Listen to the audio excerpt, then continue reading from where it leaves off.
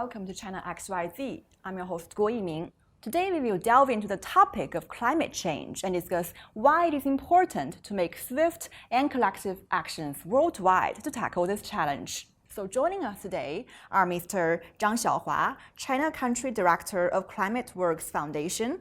He's also the former Senior Policy Advisor on Climate Change and South-South Cooperation in the Executive Office of the Secretary General of the UN. Welcome. Thank you. And we also have Ms. Gao Yu, Assistant Professor at Guanghua School of Management, Peking University. Thanks for having me. And also we have Christian McDermott Pell, a graduate student at Yanqing Academy, Peking University. Welcome. Thanks very much. Before we delve into the topic, let's talk about something on a lighter note. So picture yourself as a superhero. What would your superpower be if you want to tackle climate change? Mr. Zhang? Yeah, that's a very interesting question. I think I had this question back more than 10 years ago. So my answer is if I can invent some sort of a high performance battery and we basically can, like if we use energy like we buy food from the supermarket, we can just buy a battery. So the battery can save all the energy we use for the daily life. I think that would be the solution for the climate change. So then we can use this renewable freely.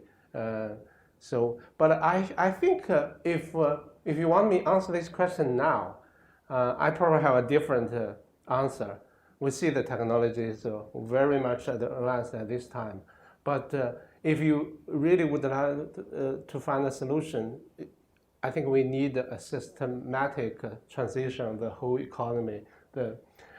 If I'm a superhero, I would imagine I have the power to accelerate this kind of transition. How about you, Ms. Gao?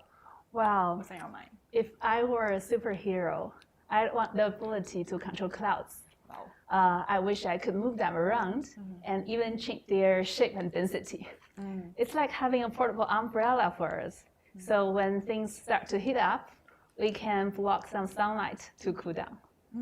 So that's an amazing vision. So do you think it will become reality in the near future? Well, what I said actually has a technical background and it's technically feasible. But there are a lot of complications discussing about how to implement it. And it will lead to several problems. So there's still difficulty in implementing it now. And but I'm not very pessimistic about it. And if it's really necessary, we can see it come true. Yeah, great. How about you, Christian? So my undergraduate studies was actually in biology. I studied a lot of ecology myself, and climate is highly linked to the problem of biodiversity decline, and they can be solved together. So if I was a superhero, I'd be able to look at a patch of land that, say, had buildings on it previously. It's been used for maybe production and then abandoned, and magically create an ecosystem, forests, wetlands, things like this. And that would be great because not only would it be a carbon sink, but it would also, be a habitat for animals to come and live and increase the local biodiversity. It's not that simple, unfortunately, because I don't have the superpowers, but we can all actually engage in projects like this in real life. The only thing is it takes a bit longer than pointing your finger and magically it's there. Putting aside all of these superpower scenarios, let's face the reality. Climate change is nothing new. We have discussed for decades. Large-scale actions to tackle the climate change seems still lag behind. What do you think are the deep-seated reasons behind this people's reluctance to take actions? I think this is a very complicated issue. It's there's from the technology point of view, from the economic point of view, this is there's no single solution, and we need, for instance, we need a technology actually to solve this issue. We need the zero carbon energy technologies, and actually suspend for the whole.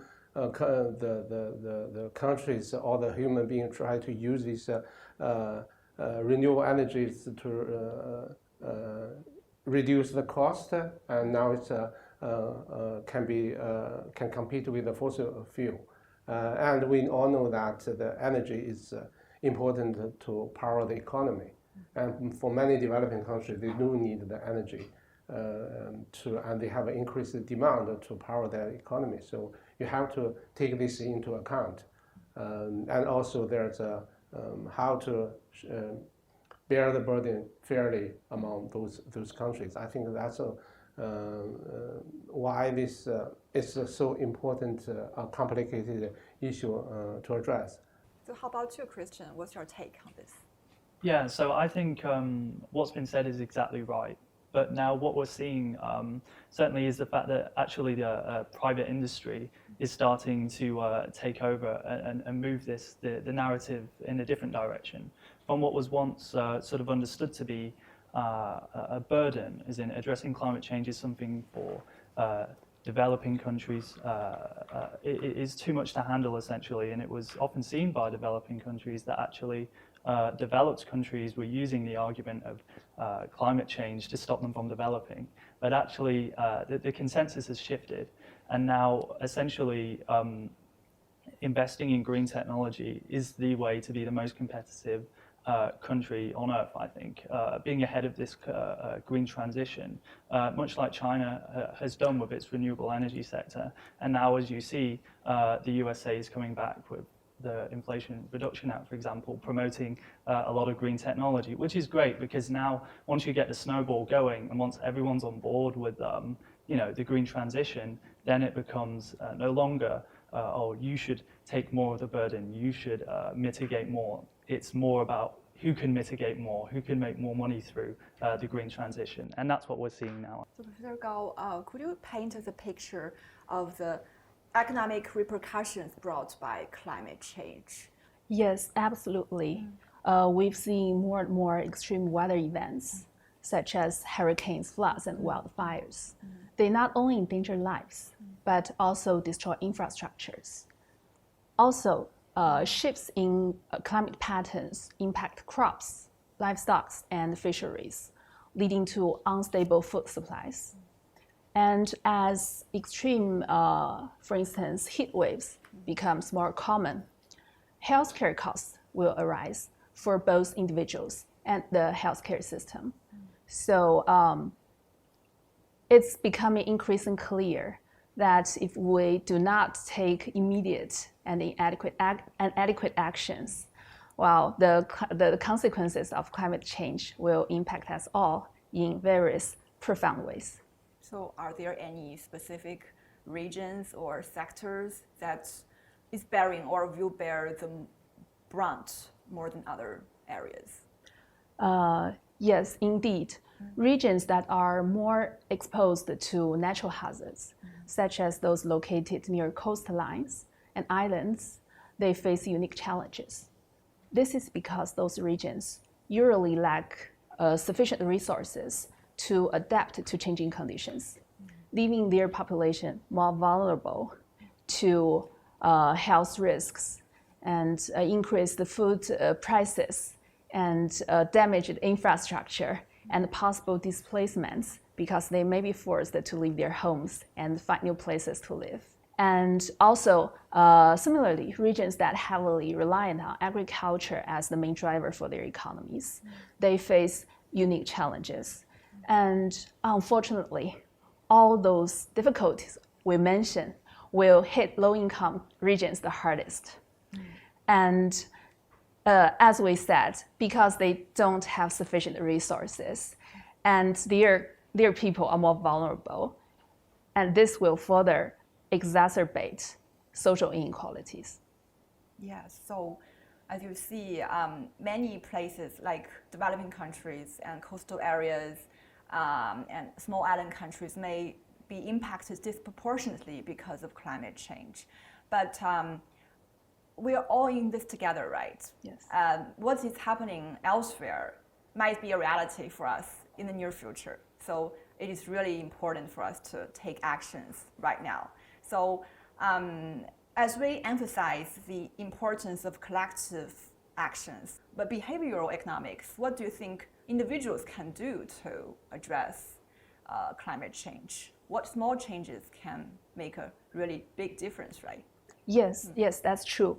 Although climate change is often seen as a challenge faced by big organizations and countries, there are practical ways for individuals to make a meaningful impact in addressing it. Sometimes your personal interest is in conflict with the common goal.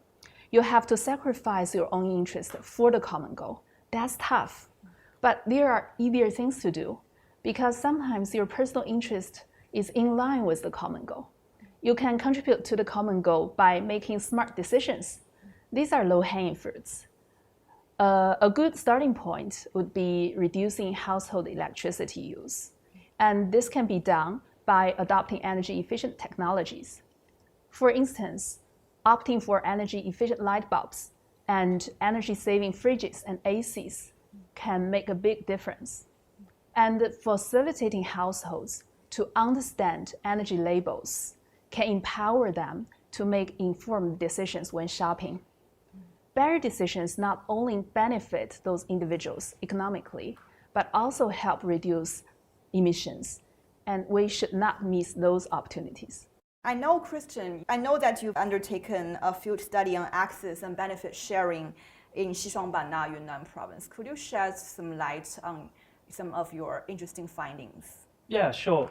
So again, I think it's great to mix the conversation on climate mitigation and adaptation and also biodiversity challenge that we have. They're the two biggest challenges we face. And so access and benefit sharing is essentially a program initiated by the UN in Yunnan. And there were several pilot projects to try and basically provide companies with access to a special ingredients for their products, which local people were in possession of, but not just in possession of, also had the know-how and the traditional knowledge in order to process them. And this is overseen by the administrators, i.e. the UN, or local governments up to central government, in order to make sure there's a fair deal for all. And it involves the signing of contracts, fair contracts, indeed, with these local people. I went to several places in Yunnan. One especially was looking at fleagrass, which essentially was a herb used by local people, the Dai people, in order to prevent mosquito bites. And it was all but thought extinct. But Professor Pei, who's a very famous ethnobotanist, managed to essentially bring this species back. He went into the wilderness, found it, and managed to help the local people grow and cultivate this individual plant, which is now helping to essentially increase their household income and also protect this very vulnerable species that is the fleagrass. And actually, household income from 2019, extra household income was about 5,000 yuan, and it increased. Per year? Yeah. And it increased to over 8,000. So this is just from simply, helping to cultivate this fleagrass plant. And so this is just a small pilot project, but essentially what this has done is provide a way of protecting the environment and the local ecology, whilst also increasing economic growth at a very local level. And that is a very tough thing to do, because at the minute we're starting to get on board with the green transition for mitigating climate change. But one of the real tough things that we're still struggling with is how to increase economic growth while protecting biodiversity. So this is where the two issues meet, essentially. Yes, so it's kind of a win-win solution Yes, you're exactly. talking about. Exactly. And based on your studies and overall experiences in China, have you seen any other initiatives or practices that you think that can be scaled up to other countries? Absolutely. So there's too many to think of really, but I can boil it down to at least two. Firstly, when I very first came to China back in 2019, just for 2 months, I landed in Shenzhen. And here, one of the things that struck me most was the electric taxis. And this was back in 2019. And I was quite astonished really how far it had really come, how far people had come to adopting electric vehicles down in Shenzhen. And I think this is really a mindset thing, and also testament to what China has managed regarding its industrial capabilities to produce electric cars. And I think we need the same sort of enthusiasm for electric vehicles back in Europe and across the world, essentially. So that was number one. Also, yes. Actually, I would like to talk about the ecological red line strategy as well, which is again connected to biodiversity, but also climate mitigation, because by protecting these large swathes of the country, you're preserving carbon sinks, because planting trees is obviously very time consuming, and it's also hard to balance the local ecology. But through creating these national park systems, it saves a lot of time, effort, and also is a win-win for biodiversity and climate. And China has the second largest amount of national parks in the world. So I'd love to see more protected areas across the world, but also those that respect local people's rights to use resources within these areas. Yes, you talk about transitioning to the electric vehicles and also the red line strategy, and also afforestation efforts all over China. Mr. Zhang, how do you see the evolving role of China in addressing climate change? Yeah, I think that's definitely, I think particularly in the past 20 years, I think China's role in addressing climate change is evolving, and I do see China is playing a leading role in addressing climate change. This moment, not necessarily China is we have it's the second largest economy, a larger population. I think more importantly, we made a lot of achievement in the past 20 years, particularly on this renewable, like Christian mentioned about the electric vehicle. Now we are the largest renewable energy installation in the world. The electrical penetration, I think, is around 33% or 35% at this moment. It's the top of the world, and you see that the number is growing unprecedentedly at this moment. I think this is a really demonstration to the world that this is not just a burden. This is an opportunity, and this opportunity actually we can help to share all over the world, so we can all benefit from this low carbon development. Not only the economic growth, but also can address the climate crisis. Yes, I agree with you. All of these efforts are presenting opportunities for every country. How about you, Christian? How do you see the potential cooperation between China and the rest of the world in terms of climate change mitigation? So it's big, obviously. I mean, I'll take this coming from the perspective of my home country, for example, the UK. As a developed country, there's still a lot we can do with China, and a lot we have already done, in fact. For example, the £20 million deal that we had on climate innovation. Also, my country, the UK, and China partnered together to help establish China's carbon market, which is now the biggest in the world. It came out in 2021. Finally, there's also a great deal, I think, that can be done, again, regarding electric vehicles. Having actually been to a factory in Nanjing, the Maxus electric vehicle factory, that is a lighthouse factory according to the World Economic Forum, basically meaning that it is the peak example of innovation as far as automation, AI integration, and technology is concerned towards manufacturing goods. And I really think we can take this technology, for example, especially use and build these factories in other countries. For example, the UK. The UK has for a long time been accepting foreign direct investment. For example, Japan, its Nissan factory in the north of England. But now India's actually just announced a $5 billion electric vehicle battery factory and is looking for customers to use those batteries. And for example, Chinese vehicle manufacturers with their affordable technology could obviously make use of this and also invest potentially in other countries such as the UK. And this is important because in the UK at the minute, driving an electric vehicle is just pretty much for the rich. Like there's maybe Teslas and a few other brands that are starting to get on board, but really we need for the masses. And I think that's what we're seeing in China, and that's what we'd love to see in Europe and my own country. So yes, definitely would love to see that in my home country. Yeah, so the key is to make all of these renewable energy technologies more accessible and affordable to other countries. And that will incentivize other countries or businesses to change their initiatives or actions towards a more sustainable future. So looking forwards over the next 5 or 10 years, what do you see the most promising opportunities for increased cooperation between China and the rest of the world?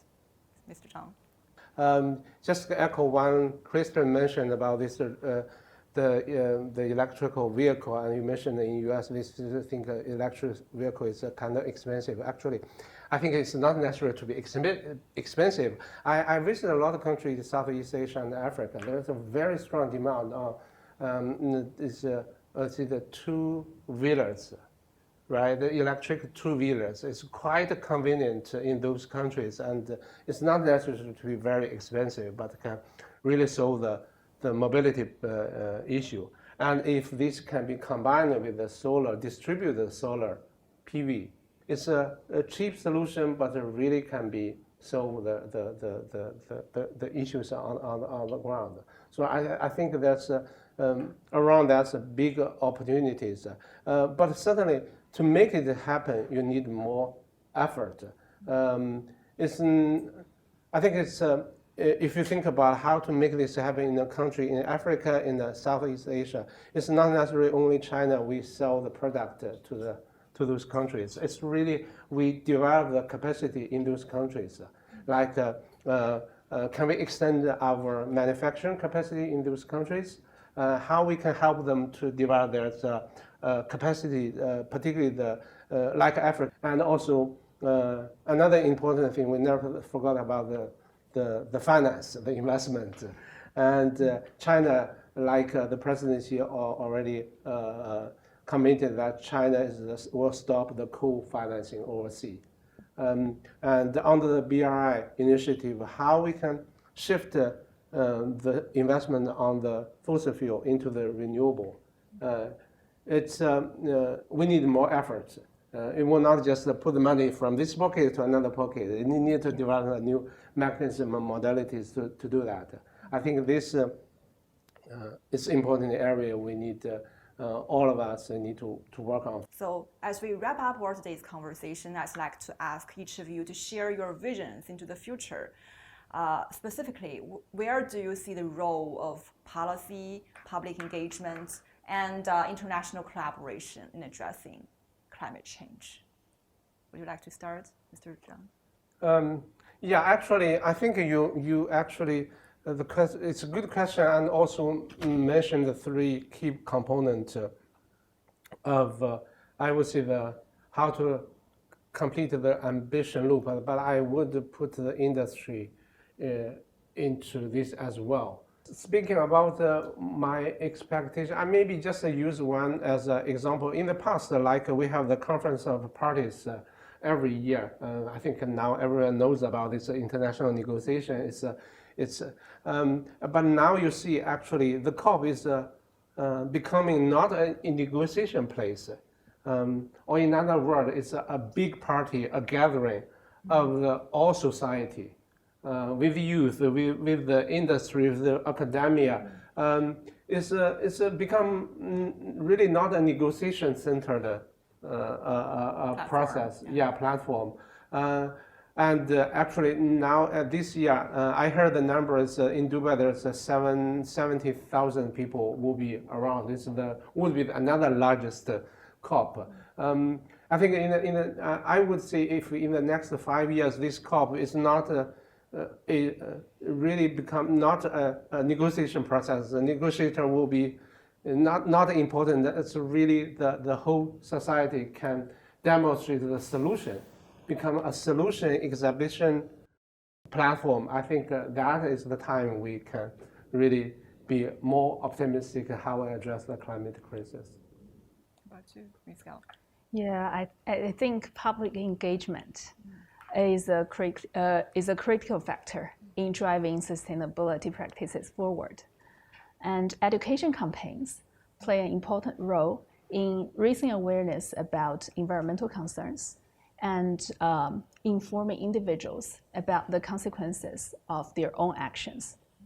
When citizens are engaged and informed, they are more likely to support and comply with related policies. And they are also more likely to support the agreement that's reached during those international negotiations. And moreover, informed citizens may even create demand for environmental friendly services and products. This demand, in turn, pushes industries and companies to adopt more responsible practices.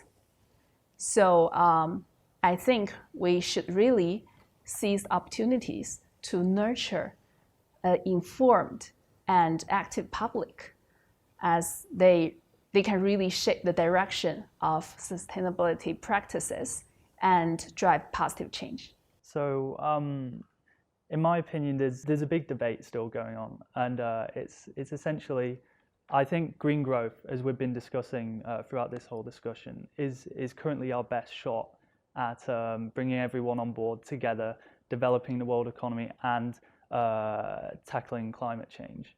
I think this will take us a long way and certainly get us towards the 2050 target.